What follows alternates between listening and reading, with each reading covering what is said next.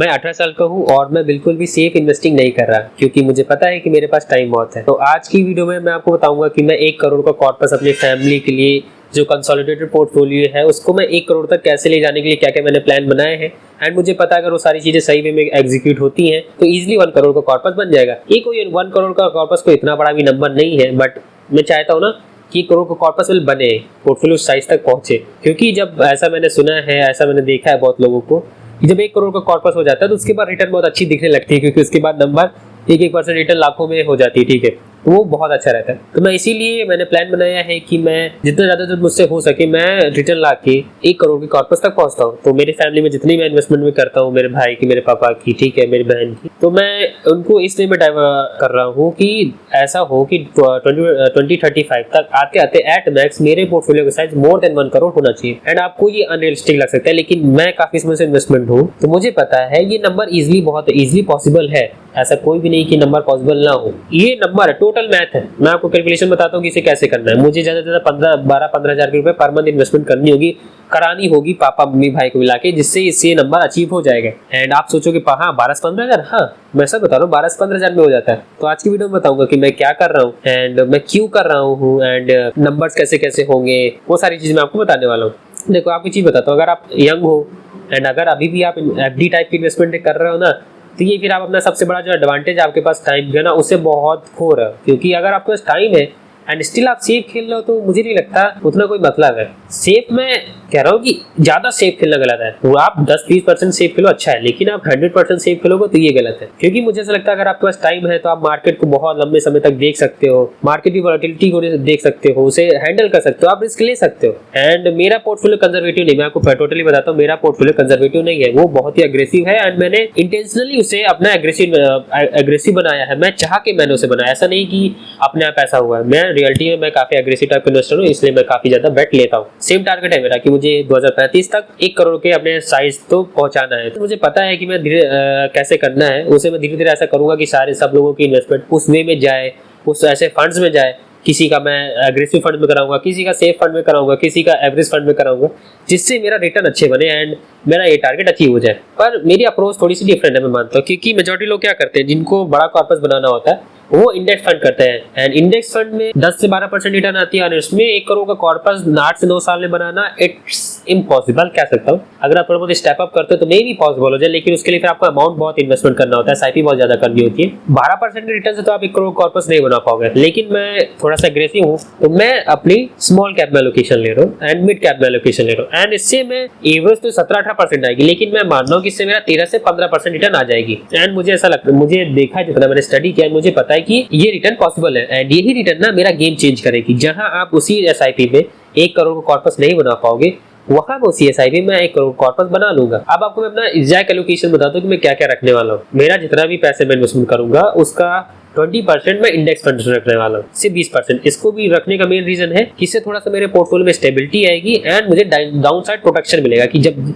सारे mutual funds गिरेंगे तो ये इतना नहीं गिरेगा, ये इनकी जितनी मार्केट गिरेगी उतना ही गिरेगी। ठीक है, तो इससे मुझे थोड़ा सा स्टेबिलिटी मिलेगी। उसके बाद मेरा जो 30% पैसा रहेगा वो मिड कैप, 30 से 40% पैसा मेरा मिड कैप म्यूचुअल फंड्स में रहने वाला है। क्योंकि मिड कैप भी काफी अच्छे रिटर्न देते हैं, ये ग्रोथ देते हैं एंड स्टेबिलिटी देखें, तो इसलिए मैंने बाकी 40% पैसा मेरा मिड कैप म्यूचुअल फंड्स में रहने वाला है। एंड जो रिमेनिंग 40% पैसा है वो मेरा स्मॉल कैप फंड में रहने वाला है। आप जानते हैं small cap high risk and high reward होते हैं। एंड मुझे पता है कि हाई रिस्क हाई रिवॉर्ड है, लेकिन मुझे पता है कि मैं अच्छे फंड्स में कर रहा हूँ एंड मुझे अच्छी रिटर्न आ जाएगी, तो इसलिए मैं कर रहा हूँ। तो मेरा एलोकेशन है 20% index fund, 40% mid cap funds and 40% small cap fund. तो सिंपल सा लॉजिक है। मैं डाउन साइड प्रोटेक्शन के लिए अपने पास इंडेक्स फंड रख रहा हूँ, रिटर्न लाने के लिए अपने पास स्मॉल कैप और मिड कैप फंड रख रहा हूँ। एंड अब चलो आपको नंबर बताता हूँ। ठीक है, मैं अगर 12 से 15 हजार रुपए पर मंथ इन्वेस्ट कराता हूँ अपनी फैमिली का, और उसमें अगर मैं 14% रिटर्न भी ला पाता हूँ, और मैं 14% बहुत कम मान रहा हूँ, मुझे पता है कि मैं 17-18% ही लेते आऊंगा, लेकिन मैं 14% मान रहा हूँ। इससे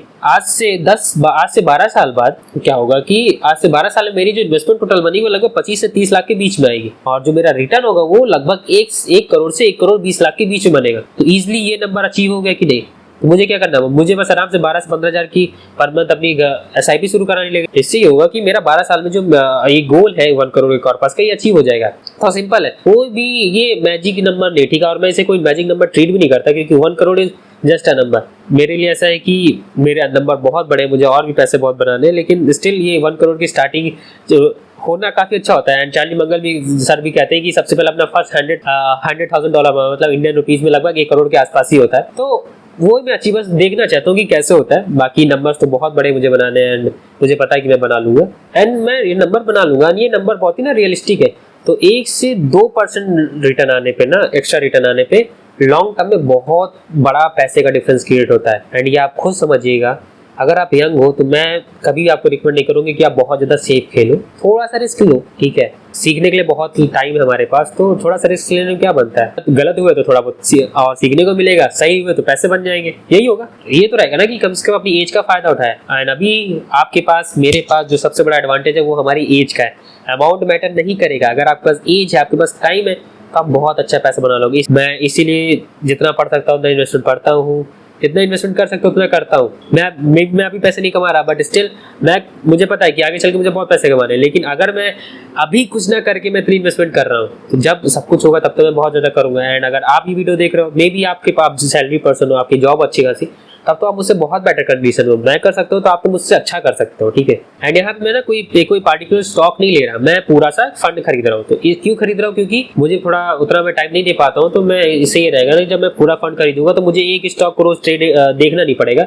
पूरे फंड रहेगा तो मुझे इतना भरोसा रहेगा कि वो फंड मैनेजर अच्छा करेगा ना, अच्छे रिटर्न आ जाएंगे। तो मैं स्मॉल कैप फंड्स को डाइवर्सिफिकेशन के लिए रख रहा हूँ, एंड मिड कैप फंड को स्टेबिलिटी के लिए रख रहा हूँ, एंड इंडेक्स फंड को सिर्फ मैं पूरा सा सेफ रख रहा हूँ। सेफ के लिए कि मुझे एकदम सेफ्टी रहेगा, क्योंकि इंडेक्स फंड को मैं रिटर्न के लिए रख ही नहीं रहा हूँ। मेरे लिए बस इतना है कि उसमें जो पैसे लगे रहेंगे वो बस स्टेबिलिटी उतने पैसे रहे कि जब मार्केट बहुत ज्यादा गिरे। एंड मुझे पता है कि जब small cap and mid cap fund होता है वो बहुत वोलेटाइल होते हैं, बहुत रिस्की होते हैं। थोड़ा रिस्की इन द सेंस कि उनमें बहुत ज्यादा उतार चढ़ाव आते हैं। एंड बहुत लोग जिनको पता नहीं होता उससे बहुत डरते हैं, बहुत बेच देते हैं। लेकिन मुझे पता है मैं नहीं बेचने वाला, तो अच्छा रहेगा। एंड मुझे पता है कि मैं मेंटेन कर लूंगा। एंड आगे जो भी होगा, सही हुआ तो अच्छी बात है, पैसे बना लूंगा। नहीं, कुछ गलत हुआ, कुछ गलती हुई तो उसे सुधार लेंगे। इन्वेस्टमेंट का मतलब क्या है कि बस अपनी मिस्टेक को सही करते जाओ एंड रिटर्न बनाते जाओ। एंड जो मैंने डाइवर्सिफिकेशन रखा है ना, इससे मुझे ये अलाउ कर रहा है कि मैं जितनी ज्यादा रिस्क लेना चाहूँ ले सकता हूँ। मैं थोड़ा बहुत रिस्क लेना अलाउ करता हूँ, क्योंकि मैंने सेफ्टी नेट अपना इंडेक्स फंड रखा है, थोड़ा बहुत स्टेबिलिटी के लिए मैंने मिड कैप फंड रखा है, एग्रेसिवनेस के लिए मैंने स्मॉल कैप फंड रखे,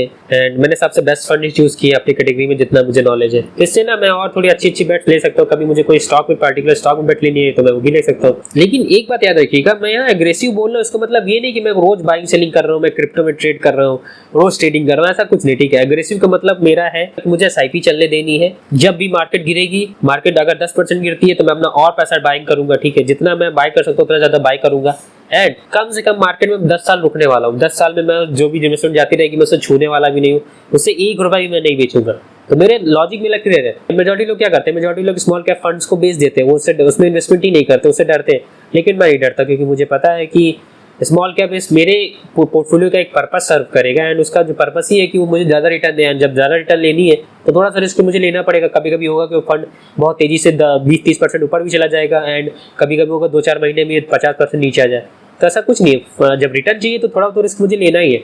एंड मैं रिस्क लेने के लिए तैयार हूँ। क्या आप तैयार हो? आप अपने इन्वेस्टमेंट को एनालाइज करिएगा, क्या आप रिस्क ले सकते हो, अपने हिसाब से इन्वेस्टमेंट करिएगा। मैं बिल्कुल रिकमेंड नहीं करता कि आपको मेरे जैसा इन्वेस्टमेंट करनी चाहिए, क्योंकि मैं मानता हूँ कि मैं थोड़ा ज़्यादा ही एग्रेसिव टाइप का इन्वेस्टर हूँ। लेकिन अगर आप थोड़ा सा कंजर्वेटिव टाइप के, तो आप थोड़ा अपने हिसाब से एनालाइज करो। आप इंडेक्स फंड ज़्यादा रख लो, मिड कैप फंड ज़्यादा रख लो, स्मॉल कैप आप कम रखो या नहीं रखो, तो वो आपके ऊपर डिपेंड करता है, आपके रिस्क एपेटाइट पे। एंड एक बात याद रखिएगा कि मार्केट में लॉन्ग टर्म में बहुत पैसे बनते हैं, शॉर्ट टर्म में बहुत नॉइस होता है मार्केट में। बहुत लोग बहुत कुछ बोलते रहेंगे कि मार्केट ये कर रहा है, वाला स्टॉक बाय कर लो, मार्केट अभी ऊपर जाएगा, अभी नीचे आएगा। लेकिन सच में किसी को पता नहीं होता कि मार्केट किस वे में रिएक्ट करेगी, ठीक है। तो आपको क्या करना है, आज से अपनी इन्वेस्टमेंट शुरू करिएगा। अच्छे म्यूचुअल फंड बाय कर सकते हैं।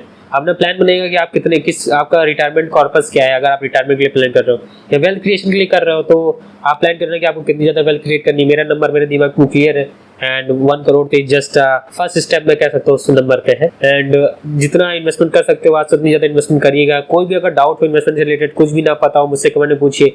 मैं जितनी ज़्यादा आपकी हेल्प कर सकता हूँ अपने बेसिक लेवल पर, उतनी ज़्यादा मैं आपकी हेल्प करूँगा। एंड बाकी वीडियोज़ आप जाके देख भी सकते हो कि जो भी लोग मुझसे कमेंट करके पूछते हैं मैं उनका बहुत ज़्यादा रिप्लाई करता हूँ, उनकी बहुत हेल्प करता हूँ। अगर कोई भी डाउट होता है आप मुझसे कमेंट में पूछ सकते हो। एंड यही था मेरा प्लान कि मुझे कैसे मैं 1 करोड़ कॉर्पस बिल्ड करूँगा। एंड बाकी यूट्यूब के थ्रू मैं अपनी जर्नी डॉक्यूमेंट कर ही रहा हूँ, आपको खुद ही पता रहेगा कि धीरे धीरे मेरा पोर्टफोलियो का साइज कैसे बढ़ रहा है, तो मैं आपको बताता रहूँगा। तब तक के लिए this is Ankit Singh signing off, bye bye.